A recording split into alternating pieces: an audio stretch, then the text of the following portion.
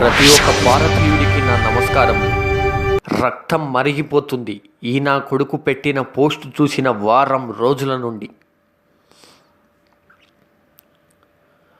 వీడిది ఉత్తరప్రదేశ్ అంట. ఏ ప్రదేశ్ అయితే నాకేం, పాగల్ నా కొడుకు ఇలాంటి పోస్టులు పెడతాడా? ఇలాంటి పోస్టులు చాలా చూస్తున్నాం ఈ మధ్య. దేవుడు ఒక్కడే, ఒకే మతం. నా దృష్టిలో దేవుడు ఒక్కడే, ఒక్కొక్క మతంలో ఒక్కలా పిలుచుకుంటారు. అంటే వీడికి కూడా హనుమాన్ ఒక రకంగా దేవుడే అవుతాడు కదా. అలాంటి దేవుడి పైన ఇలాంటి పోస్టులు పెడితే వీడిని ఏమనాలి?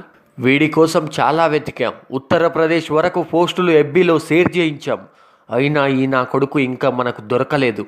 ఒకడిని ఇలాగే వదిలితే ఇంకొకడు ఇలానే తయారవుతాడు. ఇంకా ఇప్పుడు లాభం లేదని యూట్యూబ్లో వీడియో చేస్తున్నాం. ఎలాగైనా వీని డీటెయిల్స్ మాకు కావాలి. దయచేసి మీకు వీడి గురించి కొంచెం కనుక్కున్నా మాకు ఇన్ఫర్మేషన్ ఇవ్వండి.